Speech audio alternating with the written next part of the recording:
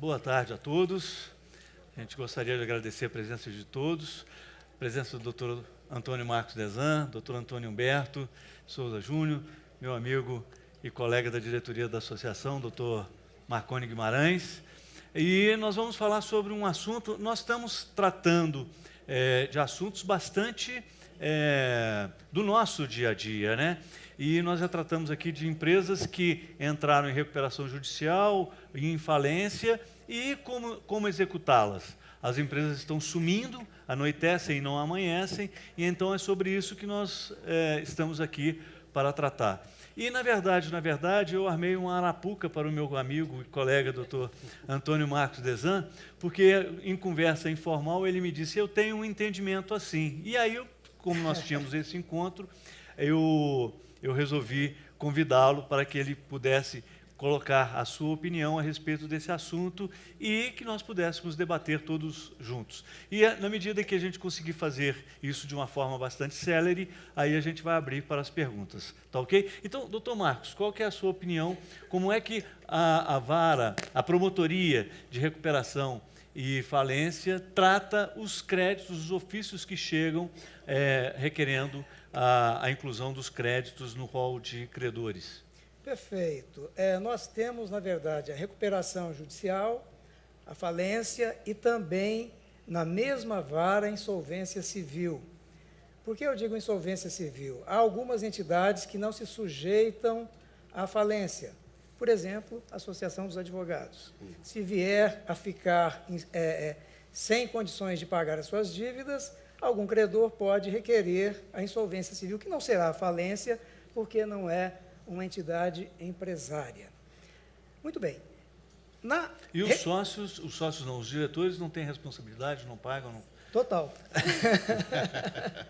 Total. No caso da insolvência, inclusive, tem essa diferença da falência, porque os diretores, pelo menos aqueles que têm mandato, né, respondem solidariamente para com a dívida da entidade insolvente. Então, nós convidamos todos para se filiarem à Associação dos Advogados Trabalhistas, porque senão... Não deixá-la insolvente. Pois bem, na recuperação judicial há uma certa diferença, aliás, uma grande diferença da falência, né? Quando o empresário em dificuldades faz um pedido de recuperação judicial, ele é obrigado a apresentar, dentre outras exigências, que não é oportuno aqui mencionar, porque senão ficaria o tempo todo só com isso, a relação de todos os seus credores, inclusive, obviamente, os trabalhistas. E essa relação é publicada para que os interessados manifestem concordância ou discordância com aquele valor que lhe foi atribuído. E, ao ser concedida a recuperação, o juiz da recuperação nomeia um administrador judicial que tem, por incumbência, mandar uma correspondência para cada credor, informando o valor que lhe foi atribuído. Se ele concordar, não precisa fazer mais nada, o crédito já está habilitado. Se ele discordar, ele pode agir junto ao próprio administrador judicial, administrativamente, para convencê-lo de que o valor do seu crédito não é aquele, mas é outro. Isso na recuperação. Na falência é mais ou menos a mesma coisa. É publicado esse edital, o administrador judicial, aí sim, na falência, o administrador judicial é o responsável, é o antigo síndico da antiga lei de falências e concordatas. Ele manda também um comunicado para cada um dos credores, no seu endereço, e, havendo discordância, esse credor se dirige ao administrador judicial para demonstrar, melhor dizendo, que o seu crédito não é aquele que foi declarado, que foi aquele inserido, mas outro, demonstrando, obviamente, com documentos nesse sentido. Mas, doutor Marcos, e se a recuperação, ou melhor dizendo, a reclamação trabalhista é interposta posteriormente à recuperação ou à decretação da falência, como é que fica este crédito trabalhista? Ele se inclui em qualquer momento, a qualquer momento, ou não? Sim, na recuperação judicial tem uma particularidade. Sujeitam-se à recuperação judicial os créditos existentes na data do pedido. Tá? Vamos dizer, um determinado empresário pediu a recuperação hoje e daqui uma semana se ingressa com pedido, com reclamatório trabalhista. Havia o entendimento da vara, né, que esse crédito não se sujeitava à recuperação judicial, mas isso foi reformado porque, na verdade, a origem desse crédito é antecedente, ou seja, a relação de emprego, a relação de trabalho é antecedente ao próprio pedido de recuperação. Então, passa também a integrar a recuperação judicial, ou seja, o crédito sujeita-se às condições da recuperação judicial. E que condições são essas? Ao requerer a recuperação judicial, o empresário é obrigado a apresentar um plano de recuperação. Esse plano de recuperação ele é submetido aos credores. E, nesse plano, o empresário tem total liberdade. Ele pode propor redução do valor do crédito, pode propor pagamento diferido ao longo do tempo, mas tem uma particularidade. Os credores devem aprovar esse plano, ou seja, é realizada uma assembleia onde os credores aprovam ou não. Não sendo aprovada, a consequência lógica imediata é a decretação da falência. Certo, mas isso, o que mais acontece no âmbito da Justiça do Trabalho são os créditos trabalhistas de empresas que já estão em recuperação judicial. Sim. E aí, a inclusão no rol de credores é feita a qualquer momento? Sim, veja, como eu disse há pouco, né, ao fazer o pedido de recuperação, o empresário é obrigado a apresentar. Mas ele não declarou aquele crédito? Pode ter declarado ou não, porque, obviamente, o empresário, vamos dizer assim, entre aspas, ético, né, ele sabe que tem uma dívida para com aquele trabalhador dele. Então, ele pode declarar, mas o valor que ele eventualmente declarar pode não ser aquele que venha a ser atribuído numa condenação ou num acordo, eventualmente, formulado na Justiça do Trabalho. E aí, então, ele pode ser incluído a posteriori, através de uma impugnação, se for questão de divergência de valor, ou uma declaração de crédito, se não houver ainda constado anteriormente. Certo. Alguma observação a respeito disso, doutor Antônio? Não, bom, primeiramente, uma boa tarde, um prazer estar aqui. Desculpe, Carlos, perdão, eu também não cumprimentei, cometi a gafe de entrar assim com entusiasmo no assunto, né? Cumprimento a associação pela iniciativa, na pessoa do doutor Carlúcio, da diretoria toda, e quero dizer que sinto-me extremamente honrado e agradecido pela oportunidade de estar aqui e transmitir o nosso entendimento a respeito da matéria, que, como o doutor Carlúcio disse, daqui a pouco a coisa vai ficar um pouquinho mais, vamos dizer, nós entraremos numa certa, talvez, controvérsia de entendimentos. Uhum. Então, como eu estava dizendo, é um prazer conhecer o doutor Desan, rever o doutor Carlúcio, o doutor Marconi e vários conhecidos e amigos aqui na plateia. E é sempre bom encontrá-los para bater papo, jogar conversa fora, mas também falar sobre direito, que é uma coisa, para mim, pelo menos, muito agradável. Felizmente, eu não consigo desatrelar o meu ofício do prazer, né? Eu faço tudo que procuro fazer, seja em sala de aula, em escritos ou judicando, exatamente por gostar muito. E esse tema é um tema que realmente sempre me preocupou muito. Talvez a nova legislação falimentar, que também é recuperacional, seja um dos exemplos mais bem acabados de como, no Brasil, a jurisprudência, às vezes, consegue distorcer de forma absolutamente radical e contundente uma lei. Não é?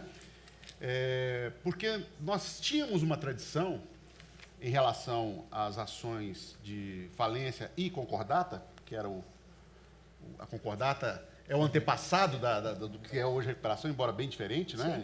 Em sua finalidade, sobretudo. Sim. Porque ela era só uma moratória, era só um prazo, era só um fôlego. A recuperação é um pouco mais complexa, é um pouco mais sofisticada.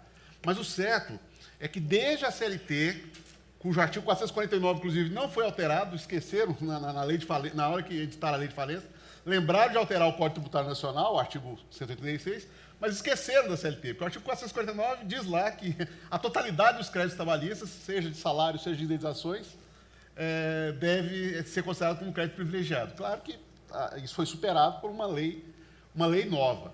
Mas o certo é que aí nós já temos o primeiro, a própria lei já traz uma primeira ruptura. a ruptura em relação a esse caráter preferencial. Na verdade, infelizmente, parece ter decorrido isso de algumas experiências muito infelizes, em especial o caso da Encol, que nós conhecemos bem aqui, quem atua em Brasília há algumas décadas deve lembrar bem, que era o fato de que houve, eu não vou dizer forjamento, porque pode ser até que os créditos existissem, mas havia nitidamente uma diferença no trato judicial das ações trabalhistas quando eram altos executivos ou empregados de longa data, com salários maiores, e a plebe de pedreiros e serventes. Né? Para esses, o processo era prolongado até o máximo, com todos os recursos possíveis e imagináveis, e com os primeiros com acordos muito vantajosos, muito generosos, e parece isso ter inspirado o legislador a estabelecer um corte absolutamente linear para que, se houvesse esse tipo de situação, não houvesse um sacrifício maior para os credores menores. E por isso, então, rompendo com uma tradição da CLT e da própria lei antiga, o Decreto-Lei 7.661, se estabeleceu, então, que até 150 salários mínimos o crédito trabalhista continuaria com o caráter hiperprivilegiado, é o primeiro do topo. Ressalvou-se, com muita sensibilidade, o credor acidentário, ou seja, o crédito de acidente de trabalho não se submete a esse limite, até porque muitas vezes as indenizações, a depender da situação, da juventude, do salário, da gravidade, seja em valor único, seja em pensionamento, são valores muito expressivos, altos. E aí deixou-se de fora, e a diferença desses 150 foi parar como credor quirografário, ou seja, depois de vários credores, várias classes. Mas havia um resguardo muito interessante na lei de falência. Havia não, o artigo 6º, parágrafo 4º, é eloquente em dizer que, para dar tempo do empresário se organizar, elaborar o seu plano, eventualmente conversar pelo menos com os maiores credores, fazer tramitar esses pedidos na Justiça Comum para viabilizar não só o deferimento do processamento, mas o próprio plano de recuperação está em estágio mais avançado. A lei, de forma muito sensata, me parece, estabeleceu que as ações trabalhistas ficariam por 180 dias, as ações não, desculpem, as execuções, porque as ações não trazem nenhum problema. A Justiça Comum não tem competência para apreciar as reclamações. As execuções ficariam paralisadas durante 180 dias. Após o que, nem precisaria dizer, mas o legislador foi enfático. Ele bastava dizer que ficava suspenso por 180 dias, subentende-se que após isso é retomado, mas ele disse, primeiro, usou o advérbio impreterivelmente. Improrrogável. Improrrogável, e em seguida fala, após o que serão retomadas. O que começou a acontecer? As empresas começaram a ingressar com conflitos positivos de competência no STJ, porque havia uma ação correndo na vara de recuperação e falências e outra ação trabalhista, e o STJ começou a montar uma jurisprudência absolutamente monótona, unívoca, no sentido de que, apesar de realmente a lei dizer isso, havia um princípio maior, que é o princípio da preservação da empresa. E é o que eu sempre digo de forma um pouco jocosa. Nós tivemos, então, pelas mãos do Poder Judiciário, a substituição do princípio da proteção do trabalhador, que sempre foi enxergado como algo importante, seja a partir da Constituição, que enaltece o valor social do trabalho, que estabelece a cláusula de não retrocesso social dos direitos trabalhistas, seja por colocar a função da propriedade como um direito à parte, não é um direito acessório do direito de propriedade, mas é um direito autônomo, acentuando exatamente a importância de que, mesmo num país de economia capitalista, haja essa sensibilidade social. Temos o Código Tributário Nacional também, que sempre enalteceu a posição do credor trabalhista, e, nesse caso, acaba que, ainda que por concurso nós mantenhamos a perspectiva de recebimento prioritário, mas, efetivamente, nós retrocedemos, porque havia até súmula do STF, dizendo que, na concordata, não havia nenhum problema em prosseguir a execução trabalhista, exatamente porque era um crédito preferencial. E aí, neste caso, então, o senhor está dizendo o seguinte, sob o ponto de vista da origem da lei, a lei foi boa. A lei era excelente. E depois veio a jurisprudência predominante hoje. Porque ela mitigava essa questão do teto, o que é uma coisa que, em parâmetro razoável. 150 salários mínimos, hoje é algo perto de 150 mil, então não é algo desprezível, né, em termos de valor. Mas, efetivamente, a interpretação que foi dada acabou simplesmente matando a possibilidade que nós tínhamos com toda a tranquilidade de estabelecer um recebimento mais rápido. Claro, é perceptível a ideia de uma solidariedade forçada para tentar contemplar todo mundo, né? Essa é a ideia, e, ao mesmo tempo, também não minar a administração da empresa em recuperação com penhoras e, principalmente, a perda patrimonial decorrente das praças. Tudo isso é compreensível. Mas acabou que, ao fim e ao cabo, a jurisprudência acabou por igualar, por assimilar, na prática, a execução trabalhista dos créditos contra empresas com falência decretada em relação àquelas que têm apenas a recuperação deferida, sendo que sequer a administração é perdida na recuperação. O administrador vai ajudar, vai apoiar, vai supervisionar, pode denunciar, mas efetivamente não há perda da gestão, enquanto que na falência haveria. A única coisa que nos sobrou nesse caso, e a partir do próprio STJ também, que felizmente nisso eles não experimentaram nenhuma mudança de posição, sobrou para as execuções trabalhistas a possibilidade de redirecionamento. É o que hoje nós temos feito como redirecionamento método, como não, em que sentido? De fazer a desconsideração da personalidade jurídica ou redirecionar contra o responsável subsidiário, se houver um responsável subsidiário condenado, ou se houver uma empresa saudável do mesmo grupo econômico, né? Que não esteja, claro, desde que não esteja envolvida no processo. E é por isso, então, que a coisa não ficou pior. Porque essa válvula de escape, então, permitiu que, pelo menos naqueles casos em que a empresa está ruim, mas os sócios estão bem, ou eu tenho uma situação, por exemplo, na terceirização ou na solidariedade do grupo empresarial, eu tenho a possibilidade, então, de redirecionar as baterias judiciais da execução para essa outra entidade. Mesmo que o sócio ou a empresa saudável não constem no título executivo? Exatamente, porque aí é a situação de desconsideração, que já era uma possibilidade praticada antes do CPC, ficou facilitada e pacificada com o novo CPC, porque ele instituiu um incidente, um instrumento. O próprio TST, na instrução normativa, até criou uma adaptação que, curiosamente, foi colada, foi plagiada na reforma. A reforma trabalhista, nessa parte, simplesmente plagiou, ipsis literis, aquilo que o TST havia indicado na instrução normativa, criando um regime, eu diria, equilibrado, em que a pessoa não pode ser surpreendida com a desconsideração imediata, mas pode ter, se o caso comportar, tutelas de urgência contra ela, mas com a possibilidade de se defender e, inclusive, de recorrer, embora o processo já esteja em fase de execução, sem necessidade de garantia, o que é uma exceção dentro do processo do trabalho. Doutor Marconi, a Operação Lava Jato e todas as decisões que hoje a gente toma conhecimento aí, e as decisões recentes do Supremo, ainda que a 6-5, né, permitem a execução da pena a partir de uma decisão de segundo grau. E aí eu pergunto, no nosso caso, trazendo isso para o âmbito do direito do trabalho, é possível a execução em uma decisão de segundo grau, ou seja, de um tribunal regional, sem que haja ainda uma decisão definitiva passível de ser modificada pelo TST nesse caso? E como é que ficaria na hipótese de uma penhora antes de acontecer o trânsito em julgado da decisão, tendo essa empresa requerido uma recuperação judicial ou até mesmo a falência?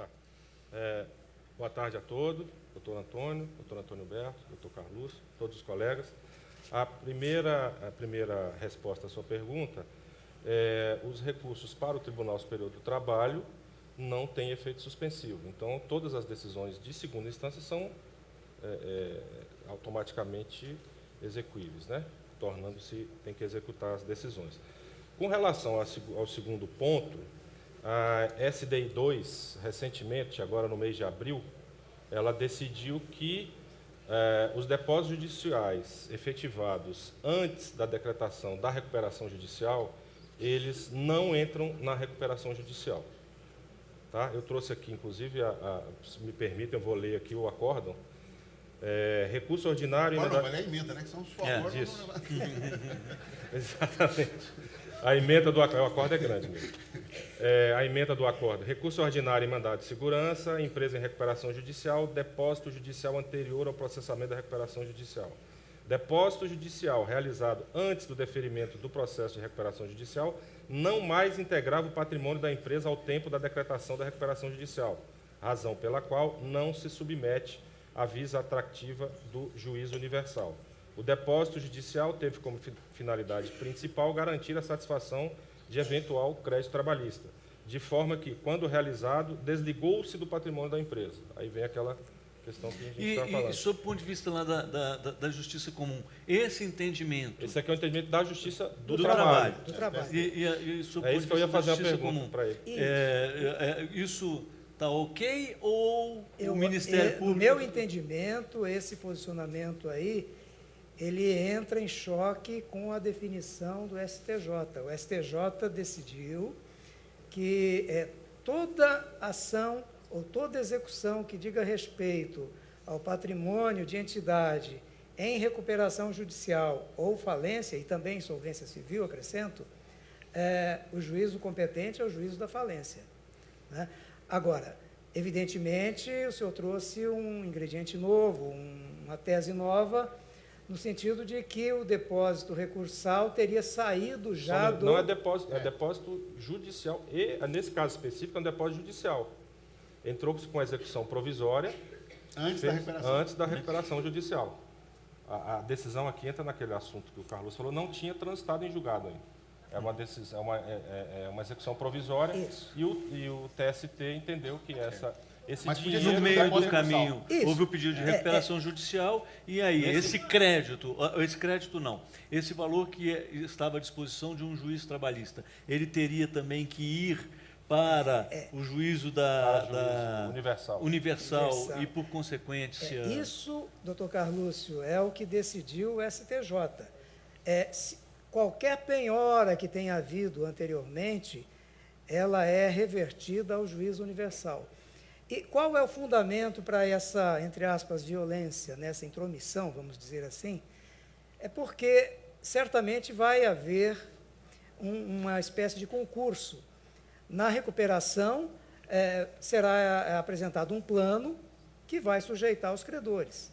Se algum patrimônio, algum bem, algum recurso é retirado antecipadamente, obviamente, esse credor que foi beneficiado anteriormente, ele estará em vantagem em relação aos demais, em prejuízo dos demais. Né? Por essa razão, no meu entendimento, o STJ determinou que todo e qualquer pagamento, toda e qualquer realização de ativo, alienação de bens, enfim, deve ser feita no âmbito da vara do Juízo Universal da Falência. Doutor Antônio Humberto, eu sei que o senhor é um juiz trabalhista, né? E evidentemente que nós queremos exatamente puxar a sardinha para o nosso lado. Mas, apesar disso, e à luz de uma interpretação sistêmica do direito, quem é que está com a razão? É o TRT ou é o... TST, no caso. O TST ou é o STJ a decisão? É da STJ. Como eu procurei pontuar no início, a questão para mim está muito clara na lei. Agora, está muito clara também que a prática, a partir dos sinais do STJ, é completamente diferente. Não é? Havia, inclusive, o doutor Dezan com certeza se recorda, havia uma súmula do TFR, súmula 44, que dizia exatamente o oposto, que se houvesse já a conclusão, a transformação do bem em dinheiro, né, antes que a falência chegasse, haveria esse valor arrecadado permaneceria na execução trabalhista ou civil, se enfim. Consolidaria. Isso. Né? Mas, na verdade, desculpe, sim, doutor, não, só claro, uma fica à parte. vontade, fica à vontade. A antiga concordata, ela obrigava exclusivamente os credores quirografares. Né? Ou seja, os credores trabalhistas não estavam sujeitos à concordata na antiga lei de falências, que é o Decreto-Lei 7661. Hoje não, só estão fora da recuperação judicial os créditos de natureza tributária. Todos os demais são integrados. E a força, vamos dizer assim, dos banqueiros, né, foi de tal